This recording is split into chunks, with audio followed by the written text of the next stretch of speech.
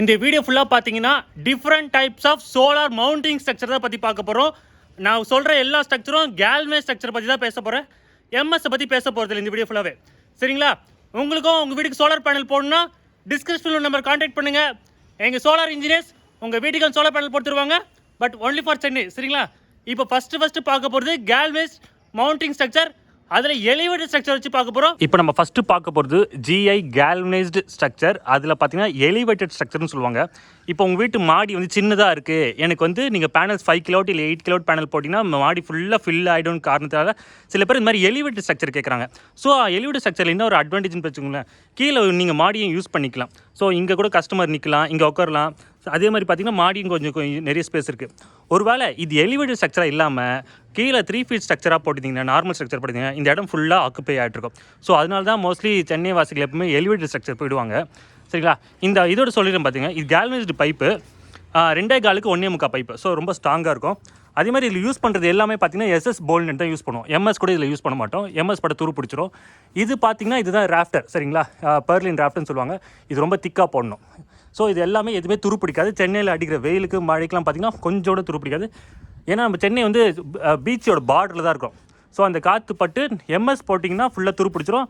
But இது துரு பிடிக்காது, ஸ்ட்ராங்காக இருக்கும். இப்போ நம்ம அடுத்து பார்க்க போகிறது GI galvanised low feet structure. அதாவது இந்த ஸ்ட்ரக்சரோட ஃபீட் பார்த்தீங்கன்னா வெறும் 3 ஃபீட் தான் இருக்கும். இங்கே நான் நிற்கிறேன் பார்த்தீங்கன்னா, இங்கே 3 ஃபீட்டாக இருக்கும், அந்த இடத்துல 2 ஃபீட் ஸ்ட்ரக்சராக இருக்கும். அப்போ தான் 13 டிகிரி டில்ட் ஆங்கிள் கிடைக்கும். இந்த ஸ்ட்ரக்சரை வந்து நான் 2 விஷயத்துக்காக நான் அதிகமாக ரெக்கமெண்ட் பண்ணுவேன். ஃபஸ்ட்டு நான் ரொம்ப ஏன் இந்த ஸ்ட்ரக்சர் வந்து ரெக்கமெண்ட் பண்ணுறேன்னா, இந்த வீட்டை ஒரு எக்ஸாம்பிளாக வச்சுக்கோங்களேன். ஃபுல்லாக ஓப்பன் ஸ்பேஸ் தான். இந்த வீட்டு பக்கத்தில் எந்த ஒரு பில்டிங்கும் இல்லை. ஸோ புயல் வர டைமில் நீங்கள் எலிவேட்டட் ஸ்ட்ரக்சராக போட்டின்னு வச்சுக்கோங்களேன், காற்றோட ப்ரெஷர் இப்படி அடிச்சதுன்னா ஸ்ட்ரக்சர் பறந்து போயிடும். ஸோ வந்து நான் அதுக்காக அவ்வளோ அதை ரெக்கமெண்ட் பண்ண மாட்டேன். அதுவே இந்த மாதிரி லோ ஃபீட் ஸ்ட்ரக்சர் போட்டிங்கன்னா, இந்த வீட்டோட பேரப்பெட் வால் இருக்குது பார்த்தீங்களா, இந்த பேரப்பெட் வாலும் இந்த ஸ்ட்ரக்சரும் சேம் சைஸாக தான் இருக்கும். ஸோ அதிகமாக இந்த பேரப்பெட் வாலே தடுத்துரும். உங்கள் வீட்டு பக்கத்தில் ஃபுல்லாக வீடு கட்டி வச்சுருந்தாங்கன்னா அந்த வீடை பாதி காற்று தடுத்துரும். ஸோ உங்களோட பேனல் வந்து பத்திரமா இருக்கும். சரிங்களா? இதுக்காக தான் நான் அதிகமாக ரெக்கமெண்ட் பண்ணுறது. செகண்ட் ரீசன் நான் இந்த ஸ்ட்ரக்சரை ஏன் நான் ரொம்ப ரெக்கமெண்ட் பண்ணுறேன்னா, நான் வந்து இதுக்கு முன்னாடி நாங்கள் நிறைய வீட்டில் இன்ஸ்டால் பண்ணியிருக்கோம். அப்போது லோ ஃபீட் ஸ்ட்ரக்சர் போட்டவங்க எல்லாமே பேனலில் வந்து நல்லா மெயின்டெனன்ஸ் பண்ணுறாங்க. எலிவேட்டட் போட்டவங்க அவ்வளோ மெயின்டெனன்ஸ் பண்ணுறதில்ல. ஏன்னா எலிவேட்டட் போடும்போது பேனலோட மேலே இருக்கிற அழுக்கு நம்மளுக்கு தெரியாது. ஸோ பேர்ட்ஸ் வந்து டாய்லெட் படிச்சுன்னு வச்சுக்கோங்களேன், எலிவேட்டட் ஸ்ட்ரக்சர் போட்டவங்க வந்து அவ்வளோவா அந்த பேனலை மெயின்டெனன்ஸ் பண்ணாதனால பேனலோட ப்ரொடக்ஷன் கம்மியாகுது. பட் அதுவே இந்த ஸ்ட்ரக்சர் வந்து 3 ஃபீட் இருக்கிறதுனால கஸ்டமர் வந்து பேனல் மேலே பார்க்கும்போது ஏதோ அழுக்கு இருந்தால் கூட அவங்க க்ளீன் பண்ணிடுறாங்க, மெயின்டெனன்ஸும் பண்ணுறாங்க.